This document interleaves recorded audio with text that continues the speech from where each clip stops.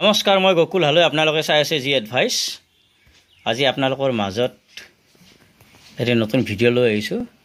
ইয়াতে কেইজোপামান মই এডেনিয়াম অবেচাম সৰু সৰু পুলি এইবিলাক মই আজি লগাম আপোনালোকক। বিশেষকৈ অসমত এডেনিয়ামৰ বৰ্তমান বহুত প্ৰভাৱ পৰিছে আৰু বহুত ইয়াৰ চাহিদা বাঢ়িছে। গতিকে ইয়াতে দুটা নভা টেনজানিয়া আৰু এইটো ড্ৰষ্টেনিয়া গিগাছ ব্ৰাঞ্চ গ্ৰোথ আৰু ইয়াতে এইকেইটা অবেচাম। এইকেইটা মই আপোনালোকক লগাই দেখুৱাম বিশেষকৈ। আৰু এইকেইটা লগোৱাৰ আগমুহূৰ্তত আপোনালোকে এই ধৰণে এটা বাল্টিঙত পানী লৈ ল'ব আৰু পানীত এটা ভাল ব্ৰেণ্ডৰ ফাংগিচাইড, মই ইয়াতে ৰিডমিল গ'ল্ড নামৰ ফাংগিচাইডবিধ ব্যৱহাৰ কৰিছোঁ। আৰু এই ধৰণৰ ফাংগিচাইডবিধত আপোনালোকে ভালদৰে গুলি লৈ এই যিকেইটা পুলি আছে এডেনিয়ামৰ পুলি, এই পুলিবোৰ এনেকৈ 1 ঘণ্টাৰ পৰা 2 ঘণ্টালৈ এনেকৈ আপোনালোকে ডুবাই থ'ব। এই পুলিখিনি লগাবলৈ ইয়াত মই বিশেষকৈ আমাৰ অসমৰ জলবায়ুত মিলি যোৱাকৈ এডেনিয়ামৰ বাবে মই বিশেষ ধৰণৰ ছইল মিক্সিং এবিধ প্ৰস্তুত কৰিছোঁ, আপোনালোকক দেখাই আছোঁ। ইয়াত মই 40% চিণ্ডাৰ লৈছোঁ, চিণ্ডাৰ, আৰু ইয়াতে 10% সৰু একেবাৰে সৰু শিল লৈছোঁ। আৰু ইয়াত মই 10% লৈছোঁ লিফ মল, 10% লৈছোঁ ইয়াতে 2 ৰাইচ হাল্কছ, আৰু 10% লৈছোঁ ভাৰ্মি কম্পোষ্ট, আৰু 10% লৈছোঁ মই ইয়াতে ভাৰ্মিকুলাইট। ভাৰ্মিকুলাইট আপোনালোকক ভাৰ্মিকুলাইট দেখাইছোঁ। এইখিনি টোটেল 90%।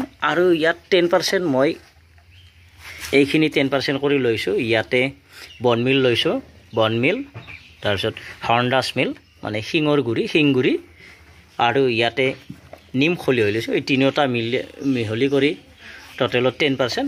গতিকে এই গোটেইখিনি ইয়াতে 100% কৰি দিলোঁ। এই গোটেইখিনি এতিয়া ভালদৰে মিহলি কৰিব লাগিব। এইখিনি আপোনালোকক দেখালোঁ। ইয়াতে মই যিটো মিশ্ৰণ বনাই ল'লোঁ, এই মিশ্ৰণটো একেবাৰে পাতল হৈছে। ইয়াত পানী অলপো ৰৈ নাযায়, খুব সুন্দৰভাৱে পানীটো ইয়াৰ পৰা অতিৰিক্ত পানীভাগ ওলাই যাব।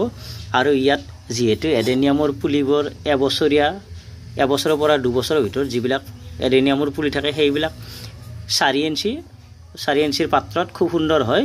আৰু ইয়াতে মই ক্লে পট লৈছোঁ, মাটিৰ পাত্ৰত এডেনিয়াম গ্ৰ' কৰিবলৈ বহুত ধুনীয়া হয়। গতিকে এই ধৰণে আপোনালোকে মনত ৰাখিব, যিবোৰ পাত্ৰত তলফালে সুন্দৰভাৱে ড্ৰেইনেজ হ'ল থাকে এইটোৰ ওপৰত লক্ষ্য ৰাখিব। নাথাকিলে সুন্দৰভাৱে কৰি ল'ব। পাত্ৰ একেবাৰে চুইটেবল এডেনিয়ামৰ বাবে। গতিকে মই এই ধৰণৰ পাত্ৰত এতিয়া লগাম। ইয়াতে এই মিশ্ৰণটো মই বনাই ল'লে আপোনালোকক দেখালোঁ কি লৈছোঁ। ইয়াত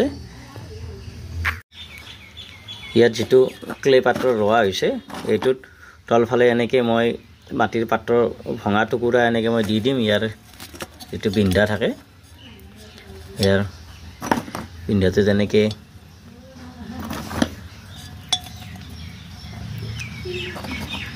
ভঙা টুকুৰাৰে এনেকৈ ঢাকি দিব, যাতে ইয়াৰ পৰা আমি যিটো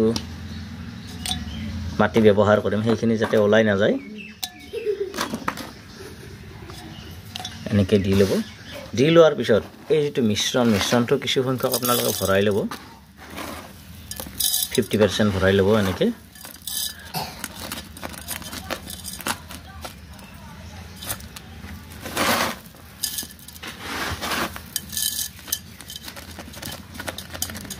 এনেকৈ ভৰাই ল'ব। এনেকৈ মাটি ভৰাই লোৱাৰ পিছত আমি ইয়াতে পুলিটো এনেকৈ লৈ ল'লোঁ। এইটো নভা টেনজানিয়াৰ পুলি। এইটো আমি ইয়াতে এনেকৈ ভৰাই ল'লোঁ।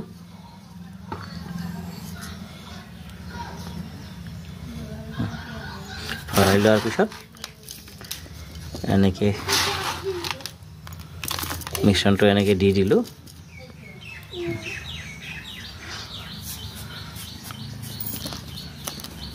আৰু মিশ্ৰণটো দি চাৰিওফালৰ পৰা আঙুলিৰে লাহে লাহে হেঁচি দিব এনেকৈ।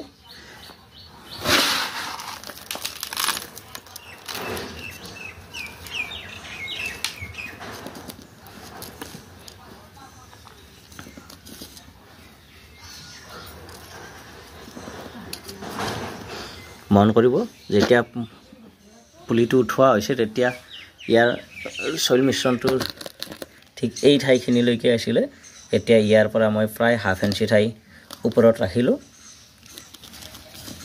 তেতিয়া কডেক্সটো ডাঙৰ হ'ব ইয়াৰ আৰু এনেকৈ আপোনালোকে কৰিব ইয়াৰ পিছত এইটো আপোনালোকে 7 দিনমান পোনপটীয়াভাৱে ৰ'দ নপৰা ঠাইত ৰাখি দিব আৰু ইয়াত পানীৰে ভৰাই দিব মই এতিয়া পানী দিম ইয়াতে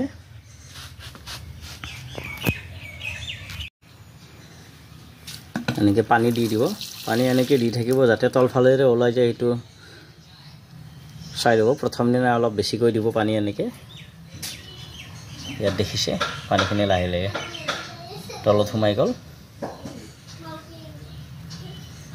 ইয়াৰ অতিৰিক্ত পানীখিনি ওলাই যাব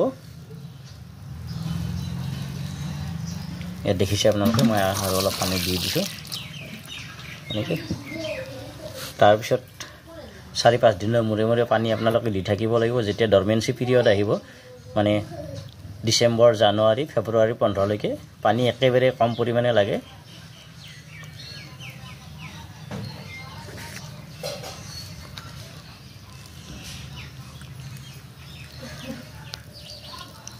এনেকৈ আপোনালোকে লগাব খুব সুন্দৰভাৱে